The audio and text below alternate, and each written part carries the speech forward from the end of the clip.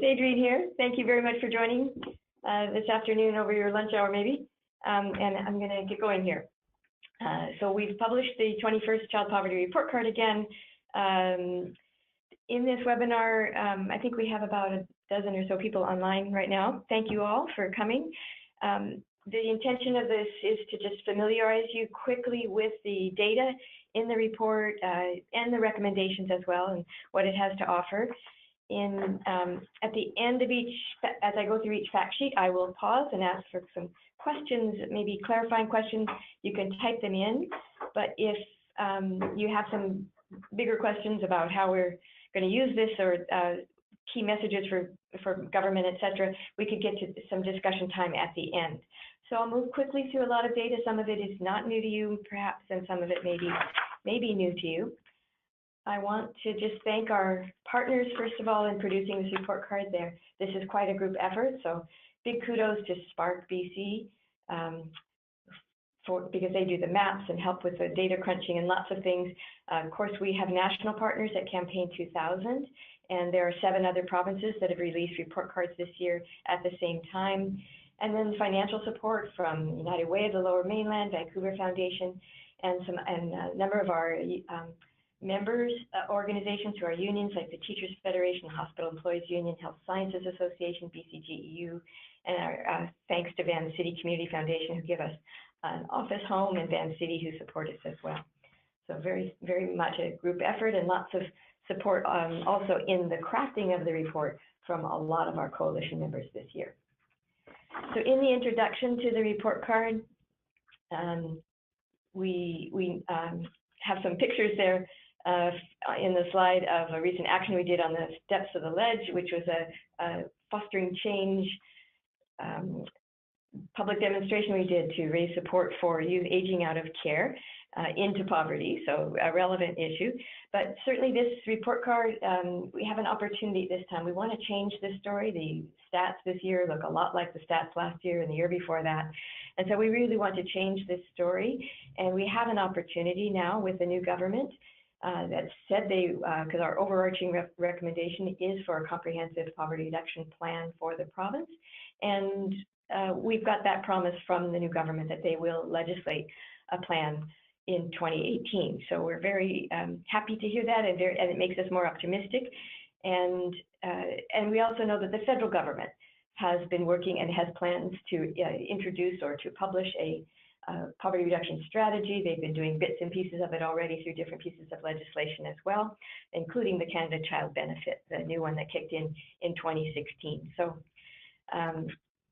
we know that the issue of child poverty is very much related to the choices that government makes, and we as citizens give governments permission to do the choices they make. So this is all about engaging and giving governments that public permission to do the things we think need to be done. So in this report card, we have a number of, there's the URL is still 1in5.ca again, because the number is still the same. And there are lots, besides the data that we're going to be going through today, there are stories in there from individuals that make it kind of a bit more real about how various things are, how living and raising children in poverty is affecting parents and grandparents raising their children. We've got things, of course, that you can do. The recommendations are all there, and you can go directly to endorsing the recommendations in the report card with an email to the Premier. We urge you to get in touch also with your local MLAs and MPs, because there are recommendations in here that focus on both federal and provincial government. So please make use of that website. That's where the maps are that I'll be referring to later on.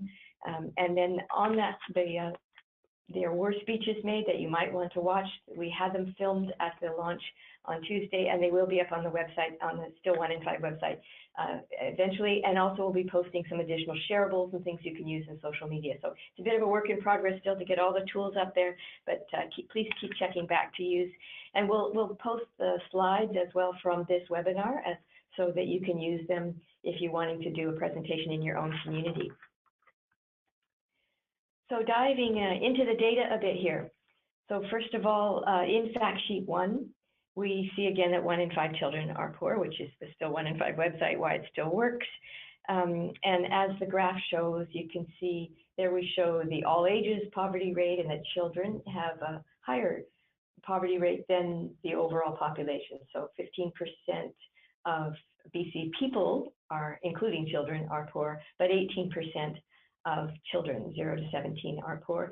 On both of those measures, you can see that BC's poverty rates are higher than the national average. And we can see that very young children, we always monitor that because we know the importance of the early years. So we monitor and we ask Stats Canada specifically for that data. And we can see in this case that this year the margin, usually the under 6 poverty rate is higher than the 0 to 17 poverty rate. It's closer, the gap has closed, at least overall.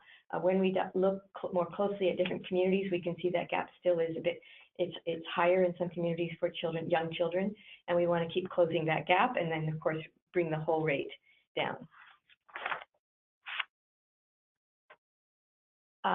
As I'm referring here, I'm going to just jump to the appendix, which is at the back of the report card. So here's the chart that gives you, so when people say, so what is the poverty line that we're measuring against and what data are we using? Just a quick mention of that, and I'm happy to answer questions when we get to the end as well. So we use the LIM, the low income measure, which is a relative measure of poverty. And as you can see in the chart there, there's not just one poverty line. It depends on the size of the family, how many children, how many adults. So most of the examples we give in the report card use either a single parent with one child. So you can see the poverty rate there would be about 25, just 25,498, 25,000 a year, a bit over that. And if for a 2-parent family with 2 kids, it would be around 36,400 something. So that's how the chart works. And we use the after tax, except when we're looking at wages, because wages are before tax. So that's why. So that's what the poverty line would be after various kinds of government transfers or taxes are take place, or taxes are paid, that kind of thing. So this is an after tax measure. The data. So that's what measure we're using, and then and it does not, I'll just say, have much nuance for geography, which is its shortfall, but it is a relative measure and helps us measure income inequality quite robustly, and it's the one that's used internationally. The data we're using to put against these measures is tax filer data, which we figure we've been using now for 3 years, is the most robust data we can get. It comes from people's taxes, as well as some administrative data that when people file for their child tax benefits, those kinds, or the Canada Child Benefit. So we do also like some to get the market basket measure to measure against, because it does take into account geography and the actual cost locally, but we can't get that data with the tax filer data, if I'm not being too obtuse here too technical. But if you have data questions, please feel free to email us or give us a call, and I'll try and answer them also as when we get to the end there. So back to fact sheet 1. Just to see, because often people ask, well, where does BC sit in relation to other provinces? This year, the graph you're seeing there includes the territories as well, because we are getting the data for the territories now. If we're just counting provinces, we're the 5th worst or the 5th best, depending on the 5th worst, I guess. But when you add in the territories, we're 7th. There's 6 above us and 6 below us. We are worse than the national average, but we rank kind of right in the middle of the pack, as we did last year. And we can see which provinces are doing better, because that often helps us look when we're doing research, well, who's doing what better? So if we see that Yukon territories, and for provinces, Quebec is got the lowest child poverty rate in the country, and we'd like to look to what they're doing. Nunavut and Manitoba hold the distinction still for having the very highest poverty rates in the child poverty rates in the country. Fact sheet 2. Sorry, I'm just going to jump ahead real quick here. Yeah, I think I left out a slide. Oh, no, there it is. So fact sheet 1. One more thing.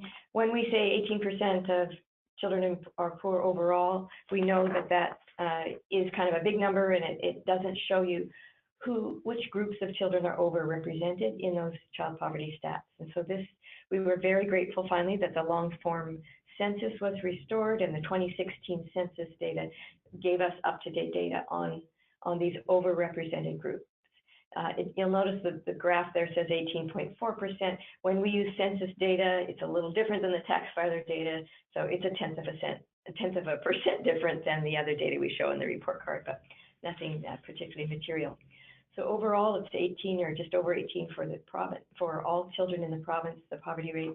But you can see that recent immigrant children have a very high, basically a 45% or almost 1 in 2 rate of poverty. And that would be for children who've been here 5 years or less in Canada. As of 2015, this 2016 census uses 2015 responses in their data. You can see that Aboriginal or Indigenous children are overrepresented also, with close to 31%. And you'll note it says off reserve only.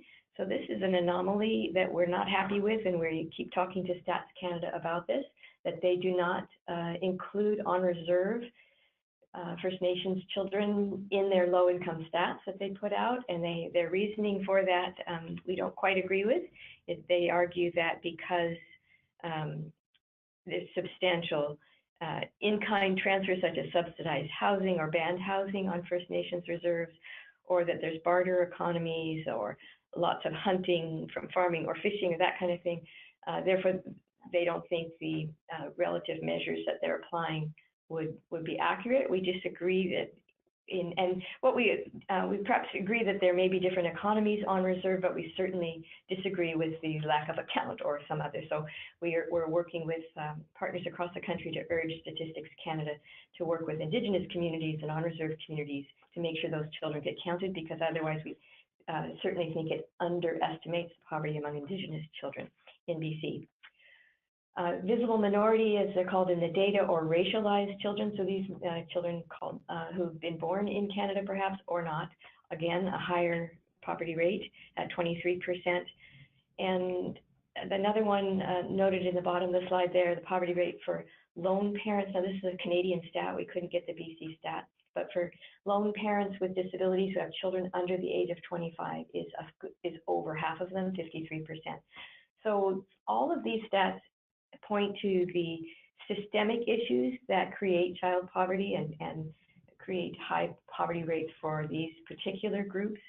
And those are everything from lack of support we'll be covering lone parents in a minute. That's another one that's really high. The lack of supports like childcare, or lack of supports for new immigrant families to get into English classes and get their credentials recognized. Childcare comes up as a big issue. Lack of supports for families with disabilities in raising children with disabilities, or either whether it's the parent's disability or the children's disability.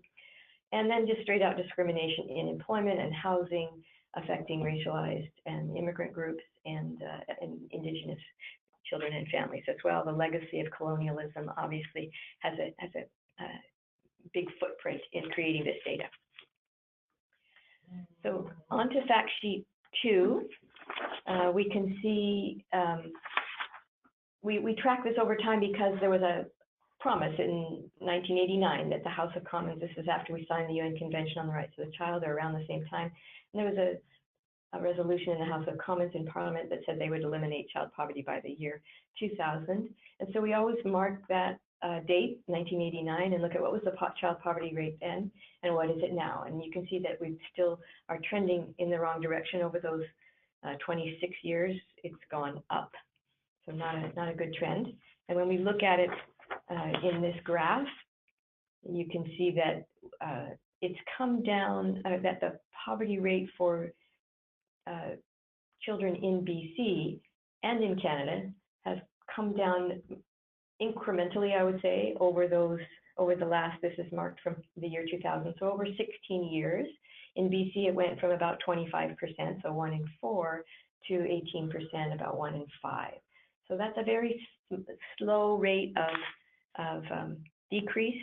We did a little calculation that over that 16-year period, that would be a drop of about 4,500 or so poor children on average per year. And if we keep at that pace, it'll take us till 2049 to eliminate child poverty in British Columbia.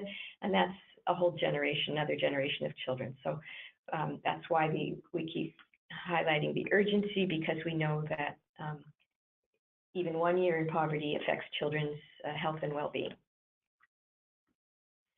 So fact sheet 3 is where we start to look at one of the most overrepresented groups in child poverty stats, and that's children living in lone parent families. So what you can see in the graph here is that children in lone parent families make up, and this would be both with single moms and single dads, would make up about 19.5 or close to 1 in 5 children in the province live in lone parent families. But they make up over half now of the poor children in the province.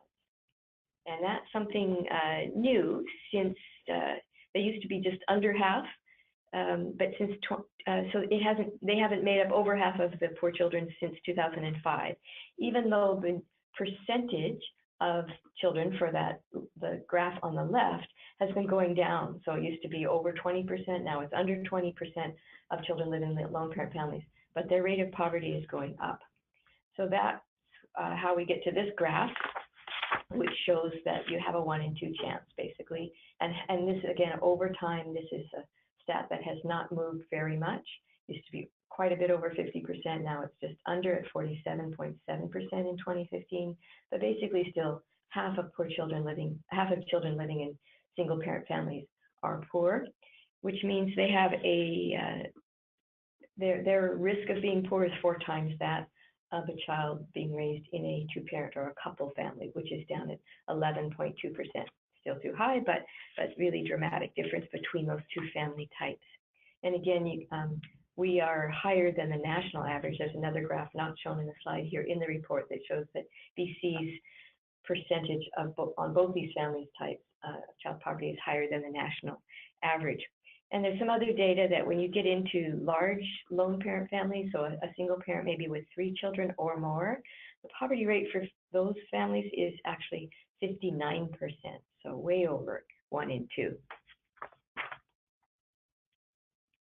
And so just if you want an idea of how many children we're talking about there, for children in lone parent families, we're talking about almost 78,000 children, and for children in 2-parent families, it's about 75 or 75,500 children. So we know that about 80% of lone parents in 2015 were female or mothers. And so we always want to point out in the report card that gender discrimination or gender experience makes a huge difference, because when we're talking about that really high rate of single parent poverty, we're talking about mostly mother-led families poverty. And so what this slide shows, and this is in the report card as well, is the difference between female lone parents and male lone parents in income, their median income. So female lone parents make about 66% of what male lone parent income is. So the difference is $39,440 as a median income for single mothers, and for single dads, they're making $59,490 as the median income. So we want to always, again, look at the systemic issues. We know that women are overrepresented in minimum wage work. They're overrepresented in part-time work, whether they want to be full-time or part-time workers. We know that they do the majority of child and elder care in families. They're caring basically in families. And so child care certainly would make a huge difference. And that's why we've got the $10 a day child care plan there in the slide to remind ourselves that we want to see action on that as soon as possible, because it would make a huge difference to these single parent families to have that, especially those that are living in poverty and making less than $40,000 a year. It should be free to all those families. So we always want to keep in mind the systemic gender issues that affect child poverty in the province.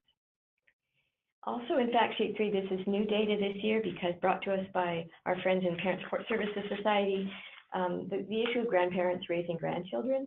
So we dug around to see what data we could find, and in the census found some data for children in other family types. They call it non-census families, and it captures children living with other relatives, which would include grandparents. Overall, children in this family type have a 36% or 36.2% poverty rate. So again, higher than the 18% for children overall, poor children overall. And then when we break that down a bit, it's children living with relatives, and it's funny, they include foster parents in that stat, so it's 39% of children living with grandparents or aunts and uncles or other kinship care is 39, and then with non-relatives, which that's not where they include foster care, that's a bit of a conundrum in the data, but other children living with other non-relatives is 23%, again, still higher than the 18% overall for children, and they capture about 550 children living alone, and those poor children living alone, and you can see that their poverty rate is near total at 99.1%. So I'm going to stop just for a second and see if anybody has, on these first three fact sheets, any questions? None so far? There's John. John's my right hand here, checking to see if there's anybody on the line, typing in questions. Okay. Okay, so if there's no questions at this point, I will continue. So we go to fact sheet 4, which is where we look at the depth of family poverty. Often, sometimes in conversations with people, because poverty is so severe and stark in other countries around the world and that kind of thing. So some people sometimes question, is it really a big issue here? And so this is some of the data that shows that yes, it is actually a very big issue here, that we're talking about real deprivation and people living on very low incomes in a very expensive society, we should say. So it's very challenging for families living in poverty. Actually, a lot of them live very far below the poverty lines, which is what this graph shows you. So what this shows is that, and I'll just use the first bar in the graph as an example. If you're a lone parent with one child, the median, so the middle income for families of that type who are poor is $15,000 a year, or just over that. And so that's over $10,000 below the poverty line, which means that there are lots of families, if that's the median, there are lots of families who are making less than $15,000 a year as well, and so would have an even bigger poverty gap than $10,000.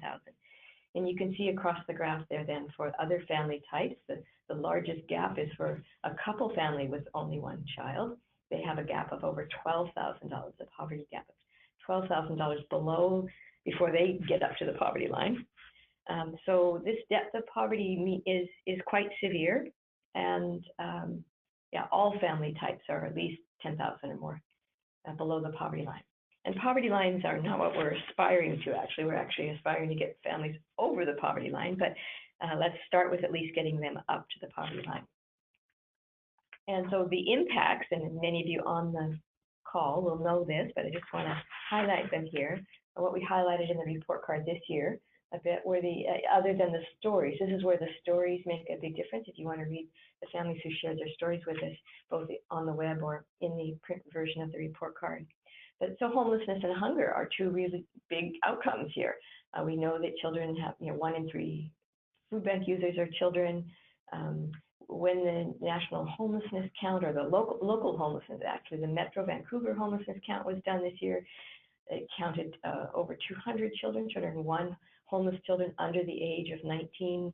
And there's the data that we also have, it didn't get put in the report card, but the Fraser Valley regional count, homelessness count as well, found that 16% of the homeless population were under the age of 19. It also found that in the Fraser region, 35% of the homeless population were Indigenous. For the first time this year, these local homeless counts asked the question if people were in government care or had ever been in ministry care, had experience with ministry care. And in Metro Vancouver count, they found that 21%, so 1 in 5 of the homeless people they found that particular night when they were counting were had experience in care. And in last year's report card, we highlighted youth aging out of care into poverty, and that's still continuing, and that's the homeless count certainly illustrates for us. So we know, so that's something we're working on continually. We know that the the data also show that there's really a high rate of food insecurity among low-income families, and particularly, again, single mothers come up, single parents, and again, single mothers. So, and we know the consequences, again, those of you on the call, I'm sure, do too, of that kind of stress. We call it the toxic stress of poverty on both the children and their parents or their caregivers, and how that affects them in many, many ways. We know that you cannot be the best parent or caregiver if you're skipping meals yourself, which is what happens a lot when there's food insecurity or inadequate housing, those kinds of things. So on to fact sheet 5. Here's where we look at, because again, to just bust a myth, we know that the majority of poor children in that 153,000 children who are poor in the province have parents who are in the labor force or the paid labor force and are working. And so we want to just remind people of that, because sometimes people do jump to the conclusion that poor kids are all on income assistance. That's not the case, and hasn't been the case for a very long time. So most of them, so that leads us then to look at some solutions. So we look in the report card at the issue of minimum wage. Certainly we're advocating for the $15 an hour minimum wage to be achieved in BC as quickly as possible. The Minimum Wage Commission has been appointed and will be looking at this and making recommendations, so we'll see what comes out of that. But this year we put in this chart so people could see the difference that would make. When for a single parent, one earner, even $15 an hour would not be enough, as the graph shows, to lift them out of poverty or get them to the poverty line. There would still be a poverty gap. But if you compare it to where they were at with the minimum wage in 2015, the difference is dramatic. And same for two-parent families with 2 children, what's modeled there. So in 2015, using the minimum wage in that year, there was a poverty gap of just under $4,000. With 2 parents working full-time full year at that minimum wage, or actually it changed mid-year that year, but we calculated what it would have been if they'd worked full-time full year at the minimum wage in 2015. And then you can see the difference that a $15 an hour minimum wage would have meant for that family with 2 earners. It would have actually raised them above the poverty line. So very strong advocacy to get that minimum wage up. And we want to index because it loses value.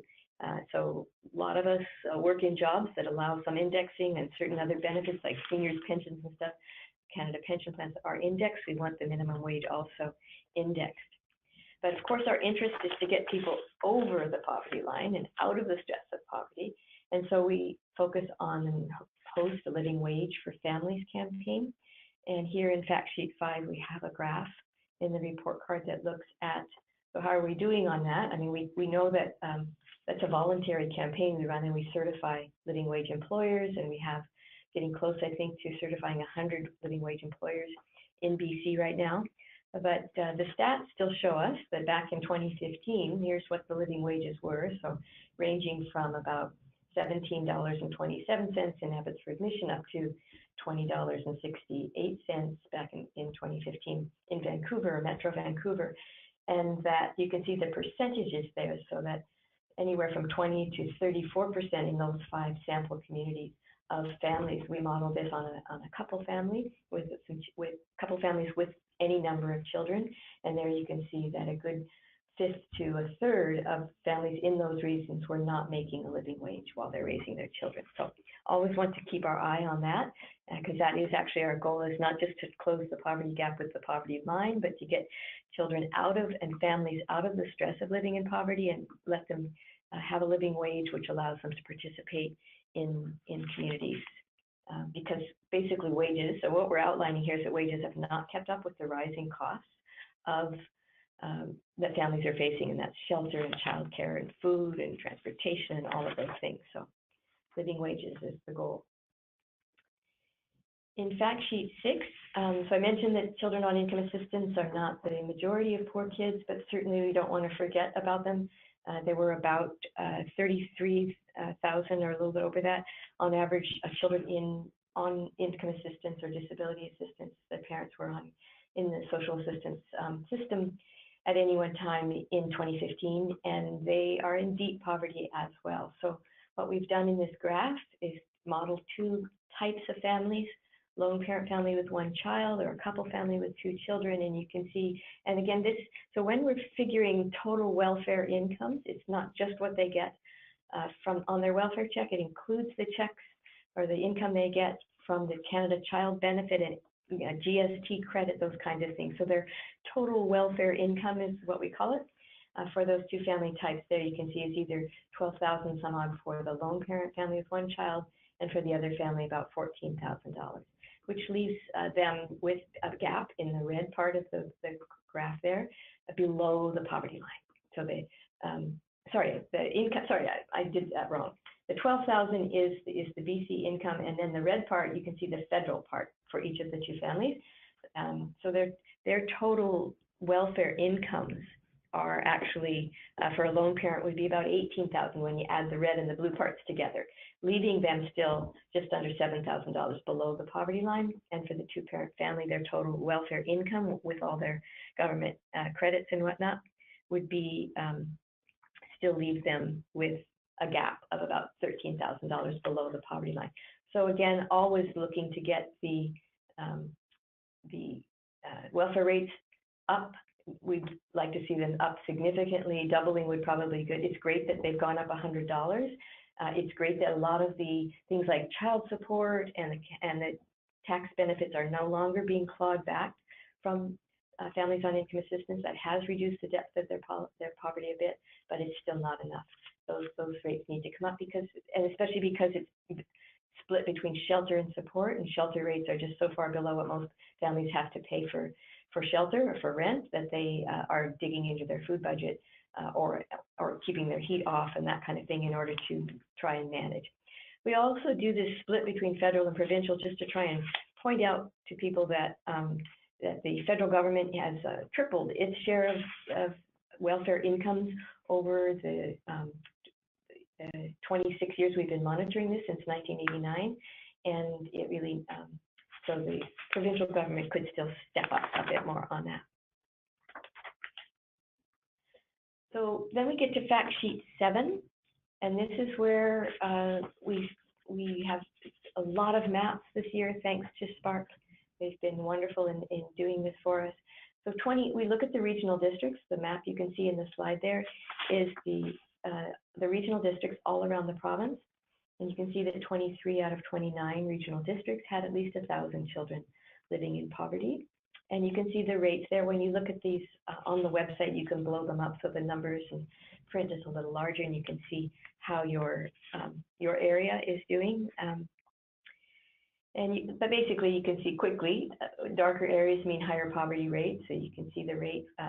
There's only one regional district this year that's over 40%, and that's the black one, Central Coast.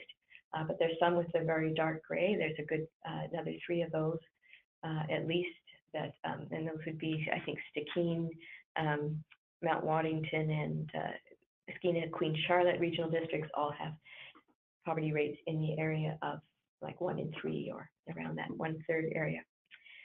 And so again, just those are things you can look at. I've got a couple of other maps up here. If you look at fact sheet, if you go to the maps on the website, you'll see this map as well, which is all of the urban areas around the province. And so it gives you both the number of poor children in that urban area. And so some of these are a little bit bigger than the actual city limits. So Vancouver, Victoria, or it'll be Greater Victoria, Greater Metro Vancouver,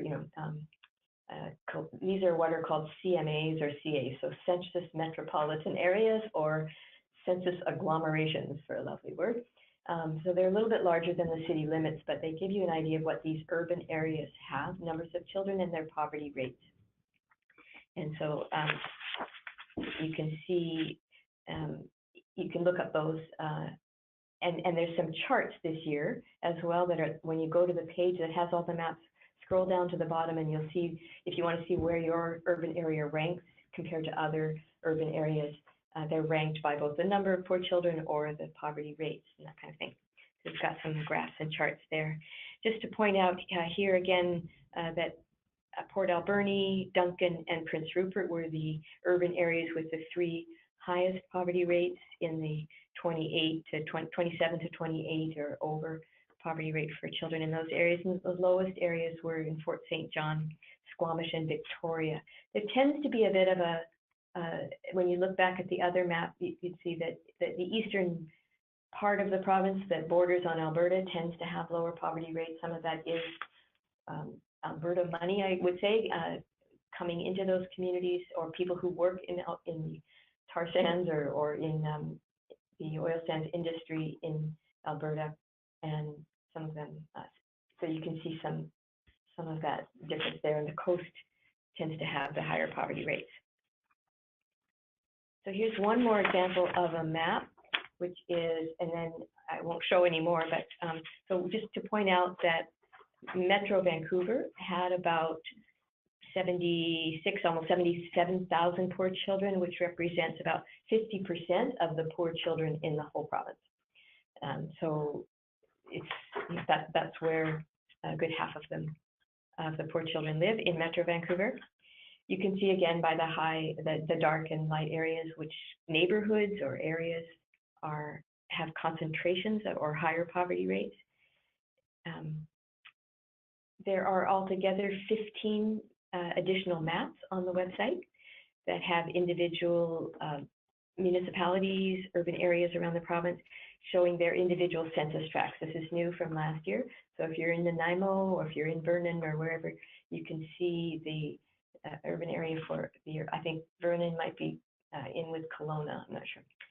But you can see some, the breakdown by census tracts gives you a bit more. And, you know, for those of you, you may know where the poor neighborhoods are in your community already. You don't need a map to tell you, but that's just, it might be useful for you in advocacy work you're doing in your own communities.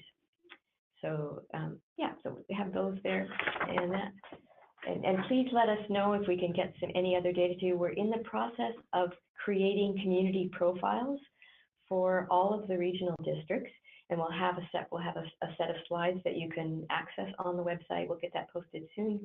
That would show, here's what the BC rate is for the overall poverty rate, the child poverty rate, the couple family and lone parent families, and here's what it is in your regional district. So we'll have some ready-made slides that you can use for that. Coming up shortly. They're in the works. Fact sheet 8 is where we start to talk about income inequality. And we used a different graph this year. Usually we have, this isn't in the print version, but we can send you this slide or give you this graph anytime you want it. You can see the pie. It's usually what we show is that, and you can see then that the richest 10% of families with children received 24% or almost a quarter of the income pie, and the top 3/4 took home 75, took home more than their share, because the bottom 50% or half of families with children only got a quarter of the pie. So that's one way to look at it. We tried this other chart this year so you could kind of see the gradient, because we have this family income with children, families with the children income by decile. So you can see that the poorest 10%, they take home about 2%. And so it's when you get to that line in the middle that says incomes from this point are over $100,000. So everything below that is what's in that 27%, or that just over a quarter in the pie, the blue part of the pie. And then over that is the other 3/4 of the pie. The income pie is going to the top half of earners in the 6th, 7th, 8th, 9th, and 10th richest deciles. And you can see how it starts to escalate, and that the richest 10% actually have quite a big gap between their share and the share of others. And if we broke this out to the 1%, you'd see even way more dramatic. It makes it really hard to put a graph in the report card because it gets so dramatic. The 1% or then the 0.1%. You can see how wealth is really concentrating in very very small a number of families, for sure. And again, this refers to total income. So this includes wages and salaries and any self-employment earnings, that kind of thing. And this is shows before tax income. This is all wages and salaries and that kind of thing, includes government benefits. Anybody would get, whether employment insurance or GST credits or Canada Child benefits. So all of that's rolled in there. What it doesn't include is wealth. So what you're not seeing there, and the graph would be more dramatic, is what somebody owns a house. So we're only looking at income inequality here. And if you look at wealth inequality, it's much more dramatic even. So the value of houses or shares that people hold or that kind of thing. So again, just hammering home, because we know that the high poverty levels are a result of, this is one of the root causes, or the most important root cause of poverty, is the concentration of wealth across, or up in the upper income earners. Here's just one more way to look at that. So, and there is a graph that I didn't show in the slides here if you want to see exactly what each decile is making, but you can see that the richest families, their average, the richest 10% of families with children, their average income was $283,000 a year or more, almost $284,000 a year, while the poorest 10% were living on average on $25,000 a year or less. And the gain over time between, again, when we start marking it in 1989 to 2015, so the richest family gained 56% or $100,000 a year more in income, and the poorest families over that time gained just 25% or less than $5,000 a year.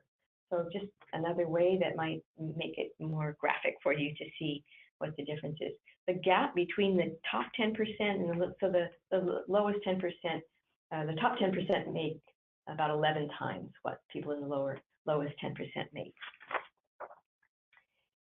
And then on to fact sheet 9, we see here the importance of government help, because all these stats can be pretty depressing, and so always we want to say this isn't the way it needs to be or has to be, and there's things we can do about it, and some of them we're doing already, as in this slide you can see, thanks to government help and government transfers in 2015. This is a special stat we ask the Statistics Canada for every year, a special calculation to see if we just went with market, the market, how does what's total income market poverty look like? In BC, it would have been, the child poverty rate would have been 25 or 26%, but it came down to 18% because of the importance of government transfers. And that would be the things like the Canada Child benefit, some things that happen, other things that happen through the tax system that help redistribute wealth a bit, so collecting from and putting it into government programs like GST credits and other kinds of things. So there's how many children were kept out of poverty thanks to government transfers in 2015. What we also look at in this fact sheet is how are we doing in comparison to other provinces, and there you can see that we don't measure up very well. And again, remember, these are federal and provincial government transfers, as they're called, and there is an explanation of what we're talking about with government transfers in the report card. But both federal and provincial, when all of that's rolled in, you can see that Quebec reduced the number of children in poverty by 47%, and BC reduced the number of children in poverty by 29%. So that's a big difference, and you can see that 7 provinces and territories did a better job than BC in reducing the number of children in poverty, and we did less, we're below the national average. So we have some suggestions for our provincial government. The federal government we have suggestions for as well, but I think the difference here is reflected in the provincial numbers. So here's one of the suggestions that we're really trying to push and have presented to government already. We put it in the, we recommended it last year as well in the report card. So when we look, because the new National Child Benefit is, we know, it doesn't show up in the stats yet because it didn't kick in until July 2016, but we know it's going to make a difference in child poverty rates, at least reducing the depth of poverty or even lifting some families out of poverty. And so then we look at the role of provincial child benefit policies. And you can see in the chart here that of those provinces that have a provincial child benefit, not all of them do, but of the ones that do, they all go cover children up to their 18th birthday. BC only has an early childhood tax benefit, started in April 2015, and it only goes to the age of 6 or ends at the 6th birthday. So there's one change we could make right there, is expanding it, aligning it with other provinces and making it a full child benefit, not just an early childhood benefit. Because you can see then in the column there, we calculate the lifetime investment that that benefit makes in each child. We come out at the bottom of the list there with only less than $4,000 investment per child, whereas Quebec is up at $43,000. And this assumes a family would qualify for the maximum benefit for their full year, which may not be the case for all children. But also the amount of the benefit is quite small. So our early childhood benefit at this point is $55 a month, or a total of $660 a year at max. And you can see the top three provinces there are much higher than ours. Alberta at $1,100 a year. In the report card, we recommend ours be doubled, which would bring us almost to Ontario's. So if it was $1,320 a year, that would bring us almost to the rate of Ontario's. Theirs is indexed, and so ours should be indexed as well, so it doesn't lose value over time. The federal benefit has just been announced, going to be indexed starting next year, which is a good move. So again, so these benefits don't lose their purchasing power over time. And I think probably what we should really aspire to is Quebec's, which is about triple ours, and includes not in that, beyond that basic amount, they have additional provincial benefits for lone parents, for children with families raising children with disabilities, etc. So again, we could be much more generous, and the preventative, we could keep so many more children out of poverty if we did this. So that's a very strong recommendation this time. So other recommendations, overall, I've mentioned, we want a poverty reduction plan. We're very happy that the new provincial government has said it's going to have one. We're still putting out there, we haven't moved the dial on this. We want the reduction to 7% or lower by 2020. Let's see what we can do. Let's not keep moving the target. And we're we're looking forward to what the provincial poverty reduction plan will have in it next year when it's legislated, and we understand it will have legislated targets and timelines. So very good to know. We want to make sure that we keep our eye on those overrepresented groups: Indigenous kids, new immigrants, children in lone parent families, children with disabilities. We want to make sure all of those groups that as we monitor this and put in place policy, that those discriminatory effects that disproportionately disadvantage those kids are addressed in the poverty reduction plan. So we'll keep our eye on that. I'm going to walk very quickly through then, some of the suggestions we have for what should be in that poverty reduction plan. So there's, other than that overarching one, there's 21 recommendations. I've mentioned some already, so I won't belabor them, but certainly the minimum wage going up. And also just not only index it once it gets to $15 an hour, but also apply it to all workers, because there are servers and others, farm workers, et cetera, who are not included right now in minimum wage legislation. We want to see living wages. I've mentioned that, and we target that particularly to government because they're a very large employer and they do a lot of large contracts, which would include the nonprofit sector as well as the health sector, all kinds of areas. And they should be part of the solution, not the problem, in making sure that public dollars are paying living wages. Number 3, income raise social assistance rates significantly and index them annually. So always looking for that to happen for some of the poorest of the poor. Expand post-secondary program options. Many of you will be familiar with the Single Parent Employment Initiative, and because we don't have enhanced student grants at this point, we want post-secondary people on income assistance just to be able to go to school like they used to be able to, and or have the Single Parent Employment Initiative go beyond a 12-month program and be expanded to include people in couple families, because right now it's only a single parent program. There are lots of people on income assistance who would like to get that education and get themselves off assistance. The 5th one, redesign the early childhood tax benefit I've just mentioned. Number 6, we align this with some national recommendations. We want to see the Canada Child Benefit set a target for itself of reducing the child poverty rate. Actually, this one, we put this in 50% in 4 years. The national report card says in 3 years. I think we got the early draft and didn't see the change they've made. So let's make it 3 years. But anyway, let's just get that target in the national plan. And this is 7 is a new one this year, taken from the Canadian Centre for Policy Alternatives alternative budget. They proposed this, which might function a little bit as a basic income measure, create a targeted federal GST credit top-up of $1,800 per adult and child for those living below the poverty line. So it's just a straight-off income measure with whether you're a child or an individual person, this would give you a top-up. So that, we thought that was a great idea, and the National did too, and we put those in all of our report cards. Number 8 is about funding.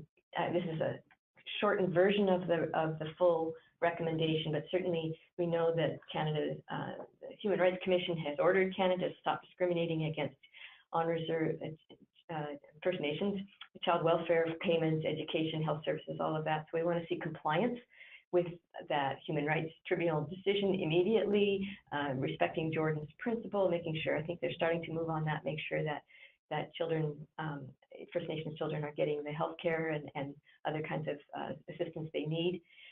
But basically, this is a standalone, in some ways, recommendation that calls upon both all levels of government, particularly senior levels of government, to work with First Nations and urban Aboriginal communities and Indigenous organizations across the country and in this province to work with them, take their leadership, and look at a very comprehensive long-term plan to eradicate poverty among Indigenous families.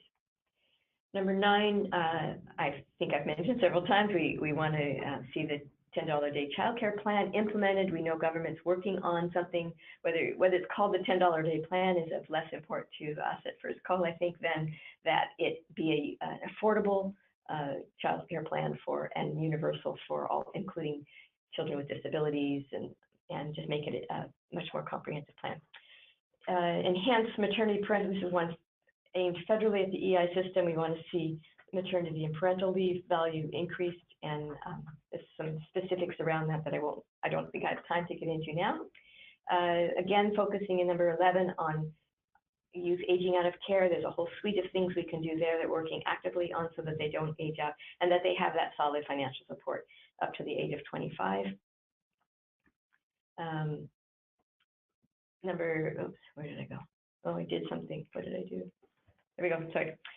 Number 12, enhanced supports. We're highlighting this year grandparents raising grandchildren. There's so many things more we could be doing.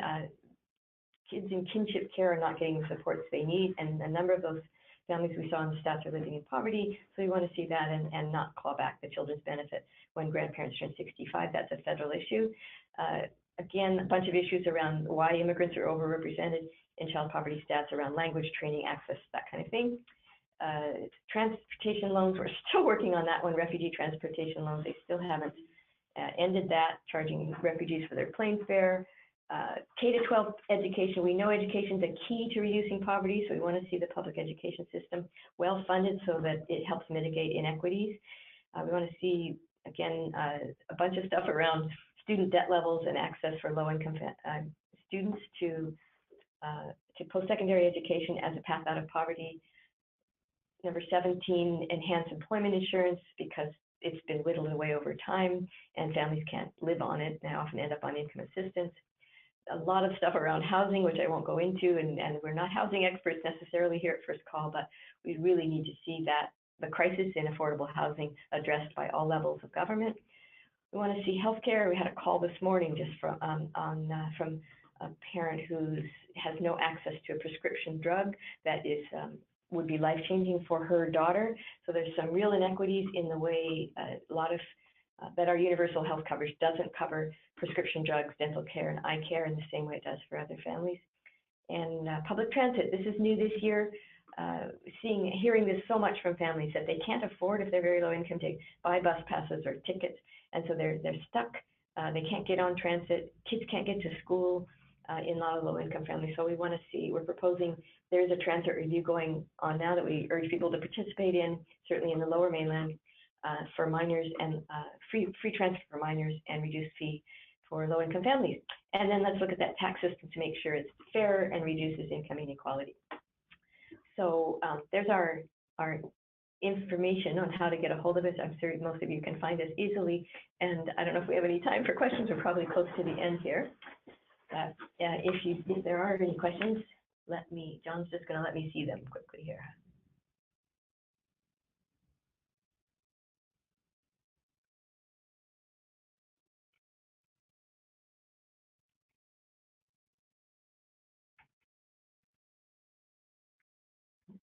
No questions? Okay. Well, I'm going to thank everybody then for joining us. Very much appreciate your, and please follow up by email or phone or give us a call if you have any questions at all about the data or there's things, some depth. We don't publish everything in the report card we have, and we're happy to do some extra digging around if we can be of help. Thanks very much for your attention today.